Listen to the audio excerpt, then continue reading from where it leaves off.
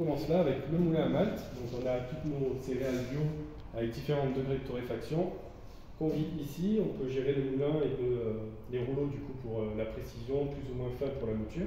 Donc on règle ici et derrière avec une trappe.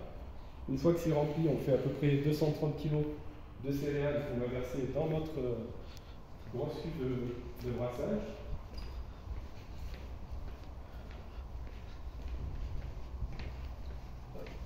Donc une cuve qui fait à peu près 1400 litres, donc avec pas mal de résistance, une puissance de 34 kVA. Donc avec une recirculation, donc on aspire la bière au fond là-bas et on recircule par ici pour avoir un mou homogène. Donc on a un gros panier pour filtrer et ensuite on fait une ébullition pendant 1 heure pour affiner le goût, un peu comme voilà, pour affiner le goût et pour mettre le houblon pendant une bonne heure à peu près. On a le gros couvercle aussi avec la manivelle pour remonter, descendre, voilà, c'est quand même assez large. Ici on transfère la bière par ici au niveau là. Ici on gère toutes les températures, c'est un petit ordinateur. Donc on transfère la bière là, on envoie de l'eau à contre-courant pour la refroidir avant le transfert, avec des tuyaux qui sont ici. Une fois transféré, ça arrive dans nos cuves, donc on en a 3, 2200 et une de 2500 litres. Voilà. C'est assez grand, hein, si on veut voir un petit peu le rapport de taille, ça commence à être pas mal. Donc des cuves en inox.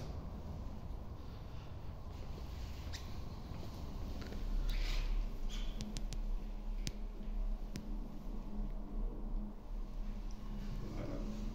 Donc ici, on a le groupe froid avec de l'eau glycolée et on gère les températures avec ces 4 petits moniteurs.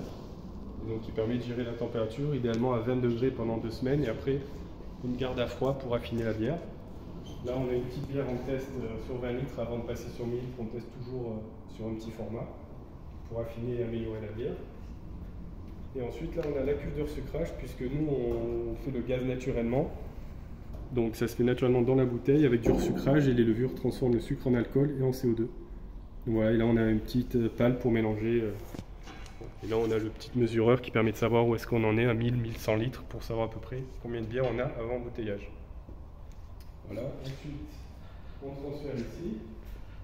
Donc on a un petit réservoir de 100 litres qui se remplit de manière automatique avec cette pompe-là et dirigé par le petit ordinateur. Donc dès que c'est à 100 litres, ça s'arrête. Dès que c'est fini, quasiment vide, on renvoie de la bière jusqu'à finir la cuve.